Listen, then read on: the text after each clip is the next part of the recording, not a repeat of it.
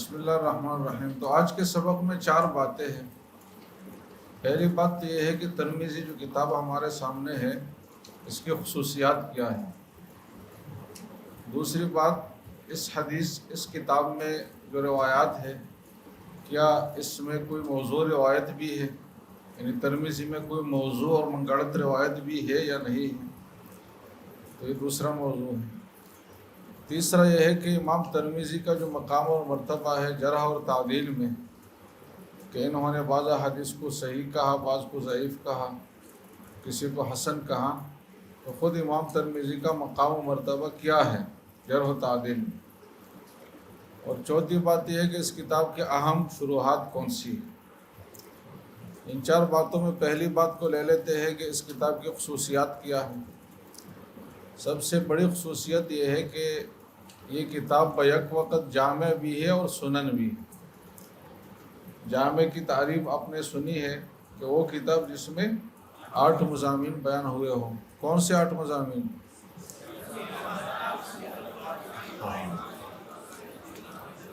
سیر، آداب، تفسیر، عقائد، فتن، اشراط، احکام، مناقب۔ اور سنن وہ کتاب ہے جو ابواب فقہیہ کی ترتیب پر ہو۔ تو ترمذی میں دونوں چیزیں موجود ہیں۔ ایک بڑی خصوصیت تو یہ ہے۔ دوسری یہ ہے کہ امام ترمذی فقہی مذاہب کا تذکرہ بہت اہتمام سے کرتے ہیں۔ ہر باب میں، ہر مسئلے میں مذاہب اربعہ جو مشہور مذاہب ہے ان کا موقف بھی بیان کرتے ہیں، اور ان کے علاوہ فقہائے کرام جو مشہور فقہائے کرام ہیں ان کا موقف بھی بیان کرتے ہیں۔ یہ بیک وقت فقہ کی کتاب بھی ہے، حدیث کی کتاب بھی ہے، اور فقہی ایک بڑا ذخیرہ اس میں موجود ہے۔ فقہ کے حوالے سے بھی اگر آپ لے لیں، باقی کسی کتاب میں اتنے اہتمام سے فقہی اختلافات بیان نہیں ہوئے۔ تو یہ فقہا کا اختلاف ذکر کرنا، اجتہادی اختلاف، یہ ایک دوسری خصوصیت ہے اس کی۔ تیسری یہ ہے کہ یہ فقہائے کرام کے دلائل کا بھی تذکرہ اہتمام سے کرتے ہیں، اور جو مختلف نقطہ نظر ہے، مختلف مکاتب فکر جو بنے ہیں فقہ میں، تو ہر ایک کے لیے باب کا عنوان باندھ کر، مستقل باب باندھ کر دلائل کا تذکرہ کرتے ہیں۔ اگر ایک باب میں ایک فریق مثلا شوافی کا دلائل کا تذکرہ ہے تو دوسرے باب میں پھر دوسرے فریق یعنی احناف کے دلائل کا تذکرہ ہوگا۔ اس طریقے سے اس میں فقہا کے دلائل بھی مذکور ہیں، اور اس کے لیے مستقل باب کا انعقاد بھی یہ کرتے ہیں۔ تو ایک اہم خصوصیت ہے اس کی۔ ایک اور اہم خصوصیت یہ ہے کہ اس میں ترمذی میں حدیث کی تخریج 2 طریقوں سے ہوئی ہے، ایک تفصیلی اور ایک صرف اجمالی حوالہ دے کر۔ تو تفصیلی تخریج کے تحت تو یہ ہر باب میں چند احادیث کا تذکرہ کرتے ہیں، لیکن باقی احادیث کے لیے وہ وفی الباب کا لفظ لگا کر اس کا حوالہ دیتا ہے کہ وفی الباب عن فلان و فلان و فلان۔ تو باقی جو روایات ہے اس کا اجمالی تذکرہ گویا کہ ہو جاتا ہے، اور اگر کوئی تحقیق کرنا چاہے محقق ہو تو اس کے لیے ایک راستہ کھل جاتا ہے کہ اس باب میں مزید روایت کون کون سی ہیں، اور وہ فی الباب میں کبھی 10-15 سے زیادہ کا نام لے لیتے ہیں، مطلب بہت احادیث کی طرف اشارہ کرتے ہیں۔ اس سے اندازہ ہوتا ہے کہ امام ترمذی کا وسعت علم کتنا زیادہ تھا کہ یہ جو ترمذی ہمارے سامنے ہے اس کو اگر 6-7 گنا اور بڑا کیا جائے تو فی الباب کی روایات اس میں آئیں گی، اور یہ سب ان کو مستحضر تھی گویا کہ۔ البتہ اسی میں ایک بات ہے اس وفی الباب والی بات میں کہ جن روایات کا یہ تفصیلی تذکرہ کرتے ہیں تو اکثر وہ روایت اعلیٰ درجے کی نہیں ہوتی۔ اعلیٰ درجے کی روایات کا وہ وفی الباب میں حوالہ دیتے ہیں، اجمالی حوالہ۔ اس میں کیا نقطہ ہے؟ بظاہر تو ہونا یوں چاہیے نا کہ قوی روایات کا تذکرہ ہو، اور ضعیف کے لیے یا نسبتاً جو کمزور ہیں ان کے لیے وفی الباب کا حوالہ ہو، لیکن یہاں الٹی بات ہے۔ اس کی وجہ یہ ہے کہ امام ترمذی کے ذہن میں ایک حرص ہے حفاظت حدیث کا۔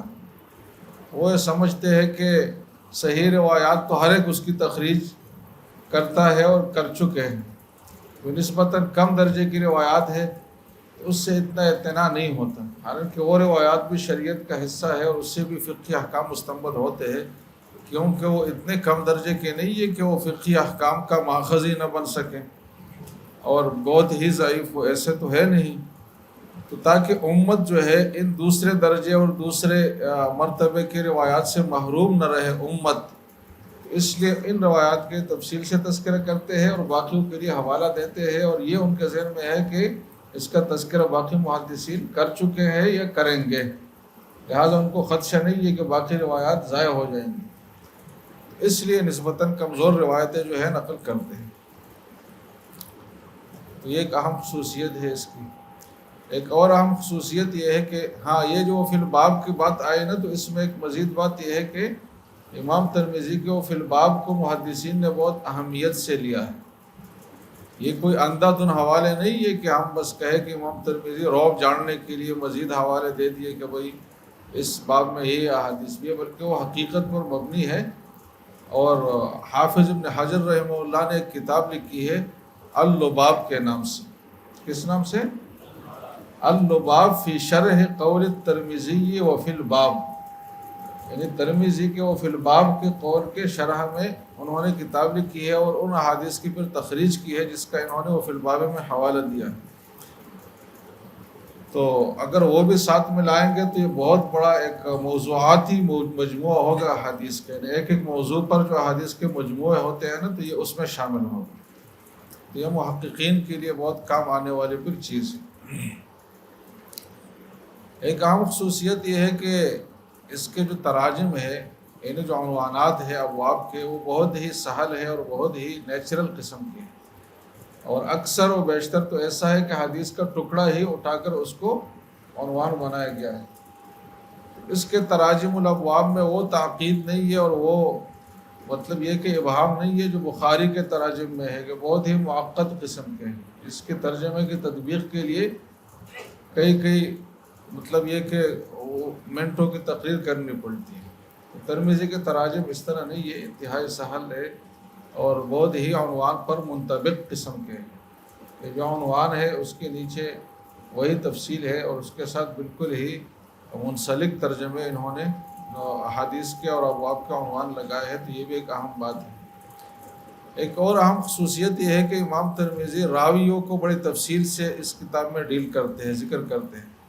اگر کسی راوی کے نام میں کوئی ابہام ہے، مثلا کنیت مذکور ہے، ان کا اصل نام کا پتہ نہیں ہے، یا الٹا ہے کہ اصل نام مشہور ہے، کنیت ان کی مشہور نہیں ہے، تو اس مبہم حصے کا تعارف یہ کرتے ہیں. اور یہ مبہم راویوں کے تعارف کا بھی ایک بہت بڑا ماخذ ہے اور بہت اہتمام سے انہوں نے تعارف کیا ہے. اور اسی ضمن میں اب اس خصوصیت کو بھی شامل کرے کہ ہر حدیث پر حکم علی الحدیث کا بھی انہوں نے اہتمام کیا ہے، کہ حدیث کا سند بیان کیا، متن بیان کیا، اور اس حدیث کا پائے استناد بھی بیان کیا کہ یہ حدیث کس درجے کا ہے. تو اس ضمن میں پھر راویوں پر بھی بات ہوتی ہے. تو کوئی بھی حدیث بغیر کسی حکم کے اور کلام کے انہوں نے نہیں چھوڑا، ہر حدیث پر حکم لگایا ہے. یہ بھی ایک اہم بات ہے. ایک اور اہم خصوصیت یہ ہے کہ ترمذی میں جو اس کا مقام و مرتبہ ہے، تو وہ تقریباً کل کی بات میں تو یہ بات آئی تھی، ہم نے طبقات بیان کر رہے تھے کہ عام مشہور بات تو یہ ہے کہ اس کا طبقہ تیسرا ہے. پہلا سنن اربعہ میں اس کا طبقہ تیسرا ہے. پہلا سنن نسائی کا ہے، دوسرا ابو داؤد کا، تیسرا ترمذی کا ہے.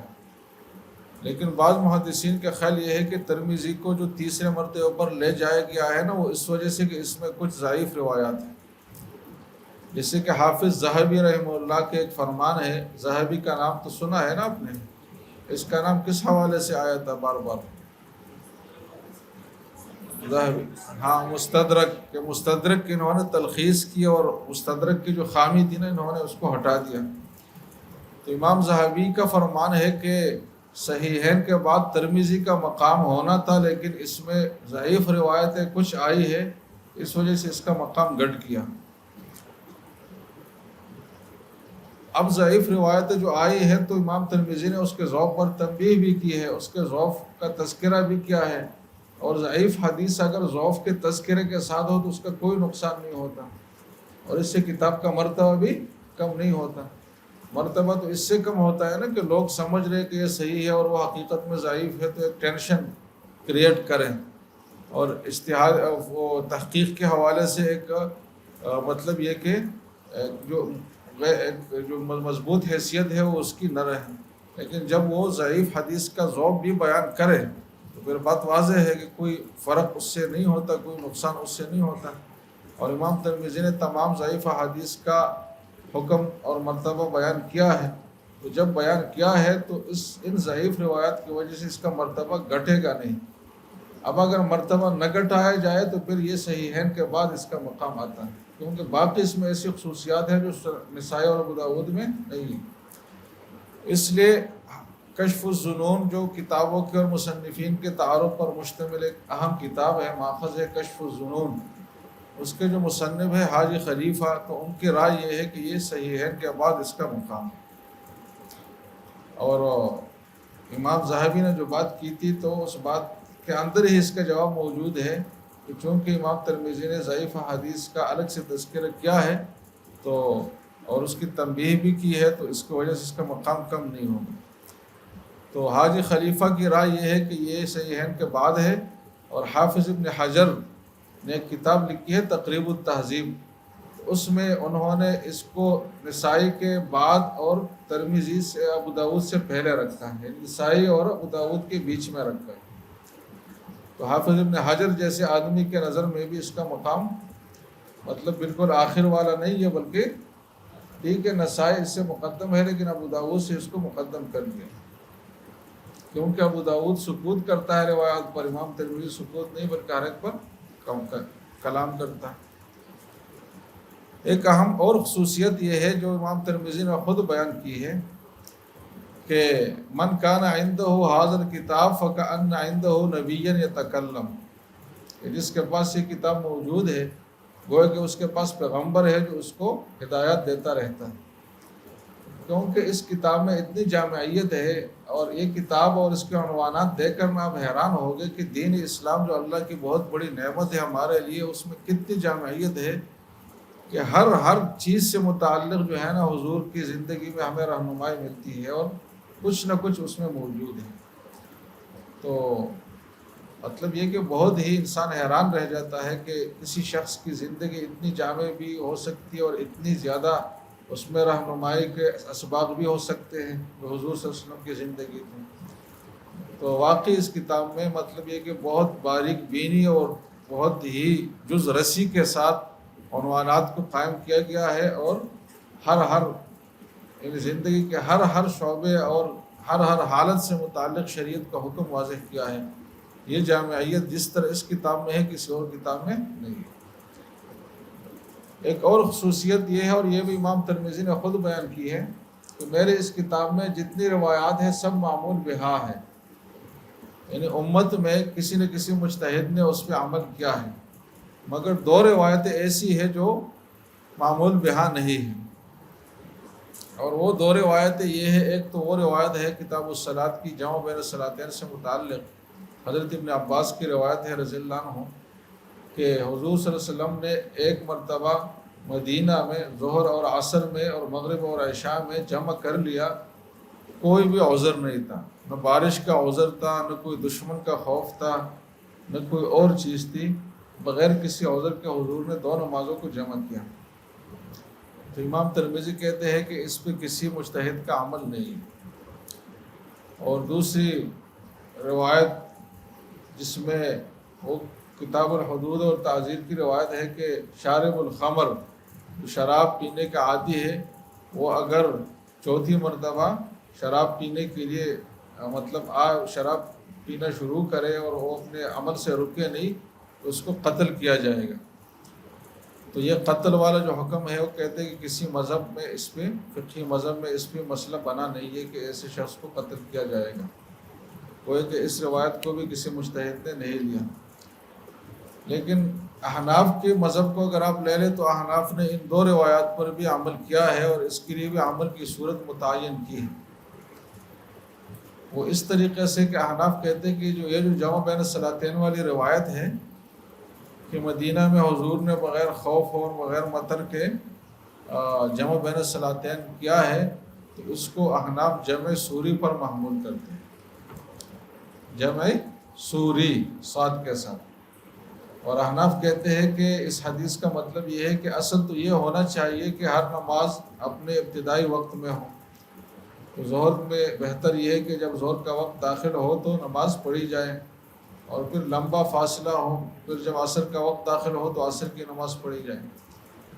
لیکن اگر کسی وقت میں ایسا کیا جائے کہ ظہر کو بالکل آخر وقت تک لے جایا جائے، اور اتنا وقت ہو کہ اس میں ظہر پڑھنے کے بعد وقت ختم ہو جائے، پھر عصر کا وقت شروع ہو، اور عصر کو بالکل ابتدائی وقت میں ادا کیا جائے، تو صورتاً ایسا لگے گا جیسے کہ دو نمازوں کو جمع کیا ہے، لیکن حقیقتاً وہ جمع نہیں ہوگا۔ اس کو جمع سوری کہتے ہیں۔ تو حنف کہتے ہیں کہ اس جمع سوری کی اجازت تو حضور کے اس عمل سے سامنے آئی، اور اس سے مطلب یہ ہے کہ حضور ہمیں یہ فرمانا چاہتے تھے کہ اصل تو وہ طریقہ ہے جو ہر نماز کو اول وقت میں ادا کرنا ہے، لیکن اس طرح بھی اگر کسی نے کر لیا تو بھی جائز ہے اور اس کی نماز ہو جائے گی۔ تو یہ مسئلہ امت کو بتانے کے لیے ایک دن انہوں نے یہ طریقہ اختیار کیا۔ تو یہاں جمع حقیقی نہیں تھا کہ ایک نماز کو وقت سے ہی نکال دیا، بلکہ جمع سوری تھا، ان صورتاً جمع، کہ لگے کہ یہ دونوں جمع ہو گئے، لیکن حقیقت میں وہ جمع نہیں ہے، بلکہ ہر نماز اپنے وقت پر ادا کی جائے گی۔ اور شارب الخمر کے قتل والی بات کو ہم اس طریقے سے مطلب شریعت کا حصہ مانیں گے کہ یہ سیاستاً حکم ہے، اور احناف کہتے ہیں کہ اسلام نے قاضی کو اور حاکم المسلمین اور خلیفۃ المسلمین کو یہ اجازت دی ہے کہ اگر وہ کسی مجرم کے بارے میں اس نتیجے پر پہنچے کہ اس کا قتل کیا جانا ہی ضروری ہے، اس کے بغیر اس کا یہ جو شر ہے معاشرے سے ختم نہیں ہوگا، تو کہتے ہیں کہ وہ تعزیراً قتل بھی کر سکتا ہے۔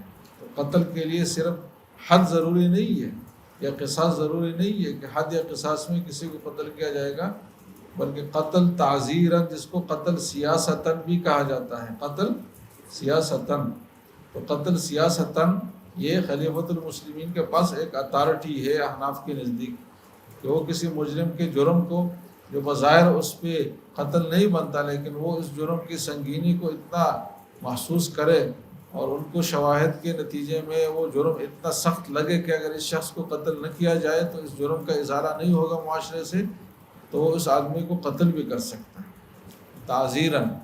تو تعزیر میں بھی قتل داخل ہے اور شامل ہے، اور احناف اس حدیث کو اس پہ معمول کرتے ہیں۔ تو گویا کہ یہ دو حدیثیں بھی معمول بہا ہو گئی۔ تو اب یقین کے ساتھ کہ اس ترمذی اتنی موٹی کتاب ہے، اس میں کوئی بھی ایسی حدیث نہیں ہے جو معمول بھی نہ ہو امت کے نزدیک، تو یہ ایک اہم خصوصیت ہے اس کی۔ تو یہ تقریباً اہم خصوصیات تھی، اس کے علاوہ بھی کچھ ہے لیکن اہم پوائنٹ یہی ہے، اور یہ پہلی بات ہو گئی۔ چار باتوں میں سے دوسری بات کیا تھی کہ اس میں کوئی موضوع روایت ہے یا نہیں ہے۔ تو ایک محدث گزرے ہیں علامہ ابن الجوزی، اور ان کی کتاب ہے الموضوعات الکبریٰ۔ کس نام سے ہے؟ کس کی کتاب ہے؟ تو انہوں نے یہ دعویٰ کیا ہے کہ ترمذی میں 23 روایات موضوع ہیں، منگڑت روایات جس کو کہا جاتا ہے، تو انتہائی ضعیف سے بھی نیچے کا درجہ ہے۔ تو یہ انہوں نے دعویٰ کیا ہے، اور ان روایات کا تذکرہ بھی کیا ہے تفصیل کے ساتھ۔ لیکن بعد کے محدثین نے ابن الجوزی سے اس بات میں اتفاق نہیں کیا، اور یہ بات کہی، اور جو ائمہ فن ہے انہوں نے یہ بات کہی ہے کہ ابن الجوزی جو ہے یہ انتہائی متشدد ہے حدیث پر حکم لگانے کے حوالے سے، اور اتنے متشدد ہے کہ انہوں نے صحیحین بخاری اور مسلم کی بھی ایک ایک روایت کو موضوع کہا ہے۔ تو ایسے متشدد آدمی کی رائے جرح و تعدیل میں نہیں لی جائے گی، اس کا بہت احترام کیا جائے گا، بہت علمی مقام ابن الجوزی کا بہت بڑا ہے، ایسا نہیں ہے کہ، لیکن ان کا جو مزاج اور جو اصول تھے بہت ہی متشددانہ تھے، تو ایسے افراد و تفرید سے ہٹے ہوئے نہیں تھے، اعتدال والے نہیں تھے، لہذا محدثین نے ان کے فیصلوں کو نہیں لیا۔ اور جو ترمذی کے حوالے سے انہوں نے 23 احادیث کا تذکرہ کیا تھا، تو بعد میں علامہ سیوطی رحمہ اللہ نے ایک کتاب لکھی جس کا نام ہے القول الحسن فی الذب عن السنن۔ کیا نام ہے کتاب کا؟ کس کی کتاب ہے؟ تو انہوں نے 29 روایات کا تفصیلی جواب دیا ہے اور ان کا موضوع نہ ہونا ثابت کیا ہے، اور اس کے علاوہ جو باقی سنن کے حوالے سے ابن الجوزی کی رائے تھی اس کا بھی رد کیا ہے انہوں نے۔ تو گویا کہ خلاصہ یہ ہے کہ ترمذی میں جو معتدل اہل تحقیق ہے اور جرح و تعدیل کے جو معتدل ائمہ ہیں ان کے نزدیک اس کتاب میں کوئی موضوع روایت بہرحال نہیں ہے۔ زیادہ سے زیادہ جو روایت ہو سکتی ہے وہ ضعیف ہو سکتی ہے، اور ضعیف بھی ایسے جیسے کہ ابھی بات آئے کہ امام ترمذی نے اس کے ذوق پر تنبیہ بھی کی، تو یہ بات بھی ہو گئی ختم۔ ٹھیک ہے جناب۔ تیسری بات کیا تھی؟ امام ترمذی کا جو مقام ہے جرح و تعدیل میں وہ کیا ہے؟ تو بعض لوگوں نے ان کے مقام کو بہت گھٹایا ہے، کم کیا ہے، اور کہا ہے کہ امام ترمذی چونکہ متساہل تھے، حکم علی الحدیث لگانے میں یہ متساہل تھے، لہٰذا ان کی رائے کی کوئی حیثیت نہیں ہے۔ لیکن ان کے بارے میں یہ فیصلہ صحیح نہیں ہے۔ امام ترمذی کے جرح و تعدیل کا بھی ایک مقام مرتبہ ہے، البتہ اتنی بات ہے کہ ایک طرف اگر باقی ائمہ کی اکثریت ہو یا سب کے سب ایک چیز پہ متفق ہوں تو وہاں پر امام ترمذی کے وزن کی رائے کے کوئی وزن نہیں ہے، لیکن جب اس طرح اکثریت کے خلاف رائے ان کی نہ جا رہی ہو تو پھر ان کی رائے میں وزن ہے، اور اس کو ان کی رائے کو لے کر اس میں ایک پلڑے میں وزن ڈالا جائے گا اس کے ذریعے سے۔ ایسا نہیں ہے کہ بالکل ناقابل التفات ہے ان کی رائے۔ اس کی وجہ یہ ہے کہ امام ترمذی پہ جو متساہل کا ٹپا لگا ہے، تو ایک تو اس وجہ سے کہ انہوں نے کچھ ضعیف روایات بھی ذکر کی ہے، لیکن اس کے بارے میں تو ابھی بات آئے کہ ان ضعیف روایات کے ذوق پر تنبیہ بھی کی ہے، اور جو روایت بہت کمزور ہے اس کو منکر تک بھی کہا ہے۔ تو جب ایک محدث ضعیف روایات کو تنبیہ علی ضعف کے ساتھ ذکر کرے تو یہ کوئی بھی عیب کی بات نہیں ہے، بلکہ یہ تو کمال کی بات ہے، تو ایسی کوئی بات نہیں ہے۔ دوسری بات یہ ہے کہ امام ترمذی ایک مجتہد تھے، اس فن کے امام تھے، اور جرح و تعدیل کا فن یہ اجتہادی ہے، اس میں اختلاف رائے ہو سکتا ہے۔ تو اگر ایک جگہ ان کے نزدیک حدیث صحیح ہے اور دوسروں کے نزدیک وہ صحیح سے کم درجے کی حسن ہے یا حسن سے کم درجے کی ہے، تو اس فن کے نیچر میں اس بات کا امکان اور احتمال ہے کہ اس میں اس طرح کے آراء قائم کی جائیں اجتہادی اختلاف کے تحت۔ تو اجتہادی اختلاف جب ہے اور اس میں امام ترمذی کی رائے کا بھی ایک وزن ہے، تو باقی اجتہادات کی وجہ سے ان کی رائے کو ہم کمزور نہیں کہیں گے۔ جیسے کہ امام شافعی کا بھی ایک اجتہاد ہے، امام ابو حنیفہ کا بھی ہے، باقی محدثین کا بھی ہے، تو ہم تو یہ نہیں کہیں گے کہ امام ابو حنیفہ چونکہ بڑے مجتہد ہیں لہٰذا امام شافعی ناقابل اعتبار ہیں، وہ بھی اپنی جگہ ایک مجتہد ہے، یہ بھی ہے۔ پھر اجتہادی اختلاف میں ترجیح ہوتی، کبھی ایک کی رائے کو ترجیح ہوگی، کبھی دوسری کی رائے کو ترجیح ہوگی۔ تو بہت تفصیل سے امام ترمذی اپنا موقف بیان کرتے ہیں، تو اس وجہ سے مزید یہ ہے کہ ایسی جگہ جو ضعیف روایتوں والی جگہ ہے وہ بہت کم ہے، وہ 13-14 سے زیادہ نہیں ہے، جس میں انہوں نے باقی محدثین سے اختلاف کیا ہے، اور ان 13-14 مقامات میں یہ توجیہ بھی ممکن ہے کہ امام ترمذی نے اس مشہور قاعدے کی روح سے کہ جب ضعیف روایت میں تعدد طرق آ جائے، ایک ضعیف روایت متعدد اسانید سے اور طرق سے وصول ہونا شروع ہو جائے تو وہ ضعیف حدیث کس حکم میں جاتا ہے؟ حسن لغیرہ کے حکم میں۔ تو اس وجہ سے انہوں نے بعض حدیث کو حسن کہا ہے اور باقی محدثین اس کو ضعیف کہتے ہیں۔ تو ایک تو یہ مسئلہ ہی اجتہادی ہے، دوسرا تعدد طرق کی توجیہ موجود ہے، اور مزید یہ ہے کہ امام ترمذی نے ضعیف روایت کا تذکرہ کیا ہے تو تنبیہ علی ضعف کے ساتھ کیا ہے۔ تو ان تینوں وجوہات کو سامنے رکھتے ہوئے ہم یہ کہیں گے کہ امام ترمذی کا مقام باقی ائمہ کی طرح ہے، ان سے کوئی گھٹا ہوا نہیں۔ یہ تیسری بات ہو گئی۔ چوتھی بات کیا تھی جناب؟ اہم شروحات۔ تو شروحات تو بہت ہے، 13-14 شروحات ان کی لکھی گئی ہے کتاب کی۔ حافظ ابن حجر نے بھی ایک شرح لکھی، اگرچہ وہ ملتی نہیں ہے۔ تو لیکن مشہور شروحات جو موجود بھی ہے اس میں سب سے پہلے عارضۃ الاحوزی ہے، عارضۃ الاحوزی غات کے ساتھ۔ یہ علامہ ابو بکر ابن العربی کے ہے، جو مالکی فقیہ بھی ہے، محدث بھی ہے، جن کی مشہور کتاب ہے العواصم من القواسم، اور تفسیر بھی ان کے احکام القرآن کے نام سے۔ تو ابن العربی کی ہے عارضۃ الاحوزی۔ دوسری ہے تحفۃ الاحوزی، اس کا اس دن تذکرہ آیا تھا، یہ کس کی ہے جناب؟ عبد الرحمن مبارک پوری کی۔ عبد الرحمن مبارک پوری کس کے شاگرد تھے؟ ہاں، سید نذیر حسین دہلوی رحمہ اللہ کی۔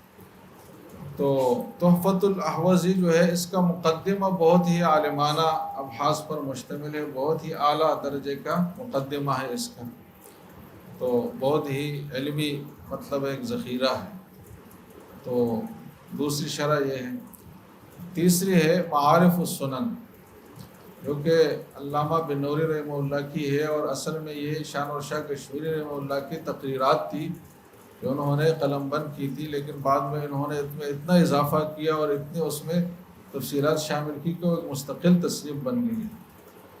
اور یہ معارف السنن اصل میں العرف الشذی کی تکمیل کے لیے لکھی گئی تھی، کہ العرف الشذی پہلے لکھی گئی جس میں حضرت شاہ صاحب کے اعمالی میں کچھ نقص رہ گیا، اچھے طریقے سے اس میں آئے نہیں، تو علامہ بن نوری نے کہا کہ میں اس کو دوبارہ ایک نئے انداز سے مرتب کرتا ہوں حضرت شاہ صاحب کی تقریر کو، تو نیا انداز سے مرتب بھی کیا، اور اپنے اس میں علمی افادات اور تفصیلات اور فقہی دلائل اور یہ چیزیں اتنے شامل کر لی کہ ایک مستقل تصنیف بن گئی۔ ایک اہم شرح ہے الکوکب الدری۔ حضرت گنگوئی رحمہ اللہ کے بہت سے شاگرد تھے، لیکن دو شاگرد زیادہ مشہور تھے، ایک خلیل احمد سہارنپوری اور دوسرے محمد یحییٰ کاندہلوی رحمہ اللہ، جو حضرت شیخ صدرالدین زکریا رحمہ اللہ کے والد صاحب ہیں رحمہ اللہ۔ تو انہوں نے حضرت گنگوئی کی اعمالی یعنی درسی افادات کو جمع کیا الکوکب الدری کے نام سے۔